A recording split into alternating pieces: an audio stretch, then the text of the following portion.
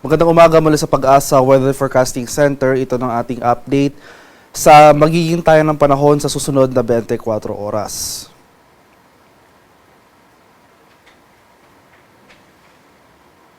Patuloy ang pag-iral ng easterlies o yung hangin na nanggagaling sa Karakatang Pasipiko dito sa malaking bahagi ng ating bansa.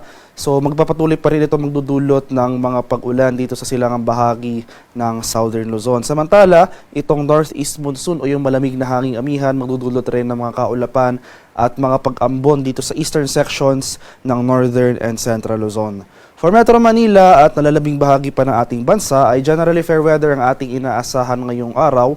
Bahagi maulap hanggang sa maulap na papawirin pero nandyan pa rin mga tsansa ng mga biglaan at panandaliang pag-ulan na dulot ng thunderstorms especially sa area ng Visayas at sa Mindanao. At para naman sa magiging lagay ng ating panahon ngayong araw dito sa Luzon, dahil nga sa epekto ng easterlies, asahan natin yung mga kaulapan at mga kalat-kalat na pag-ulan, pagkulog at pagkidlat dito sa area ng Bicol Region at sa lalawigan ng Quezon. Kaya patuloy po tayong maging handa at alerto sa mga banta ng flooding at landslides over these areas dahil at least for today ay makakaranas pa rin tayo ng mga malalakas at posible yung mga tuloy-tuloy na pag-ulan especially sa dakong hapon at sa gabi. Samantala, dahil naman sa epekto ng amihan ay makakaranas pa rin tayo ng mga kaulapan at pag-ambon. Yung mga pag-ulan na ito ay mahihina lamang. So, mahina yung mga pag-ulan na ito as compared sa mga pag-ulan sa mga nakaraang araw. So, cloudy skies with light rains ang ating mararanasan sa area ng Cagayan, Isabela at sa may Aurora. Sa Metro Manila at nalalabing bahagi pa ng ating area dito sa Luzon ay generally fair weather ang mararanasan ngayong araw. Magdala pa rin tayo ng payong dahil nandyan pa rin yung mga tsansa ng mga usual afternoon to evening na mga rain showers or thunderstorms, especially sa mga rehiyon ng Calabarzon, including Metro Manila, pati na rin dito sa area ng Mimaropa. Sa bahagi naman ng Palawan, Visayas at sa Mindanao, so mababawasan yung mga pag-ulan na dulot ng easterlies dito sa silangang bahagi ng Visayas at sa Mindanao. So for today, over these forecast areas, Palawan, Visayas at Mindanao, asahan natin itong generally maaliwalas sa panahon, pero hindi nangangahulugang wala na tayong pag-ulang mararanasan. Nandiyan pa rin yung mga biglaan at panandaliang pag-ulan na dulot ng localized thunderstorms. So agwat ang temperatura for Kalayaan Islands ngayong araw, posibleng umabot ng 26 to 30 degrees Celsius. 26 to 30 degrees naman dito sa area ng Puerto Princesa. Agwat ang temperatura sa Iloilo, 26 to 30 degrees Celsius. 26 to 30 degrees rin sa may Cebu at 25 to 31 degrees Celsius sa may Tacloban. Agwat ang temperatura for Cagayan de Oro sa ngayong araw, posibleng maglaro mula 25 to 31 degrees Celsius. 25 to 32 degrees naman sa area ng Davao at 24 to 33 degrees Celsius sa may Zamboanga.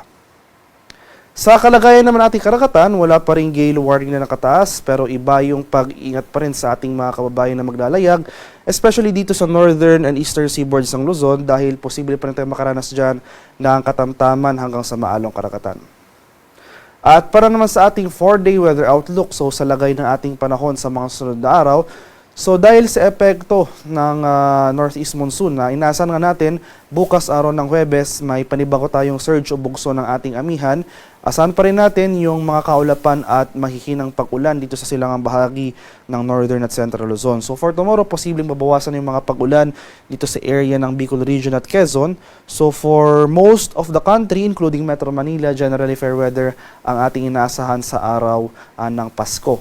Pero andyan pa rin yung mga tsansa ng afternoon to evening ng mga thunderstorms, especially nga dito sa area ng Visayas at sa Mindanao.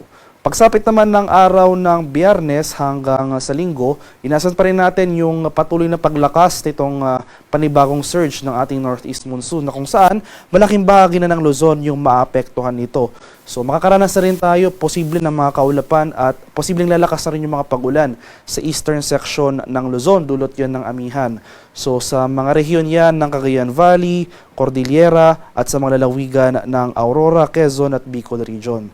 Samantala sa nalalabing bahagi ng ating bansa ay generally fair weather apart from the mga usual na afternoon to evening ng mga rain showers or thunderstorms ang ating mararanasan. So sa kasalukuyan, wala pa rin tayong namamataan or monitor na low pressure area sa loob at labas ng ating Philippine Area of Responsibility. Kaya nananatiling maliit yung tsansa na magkaroon tayo ng bagyo sa mga susunod na araw.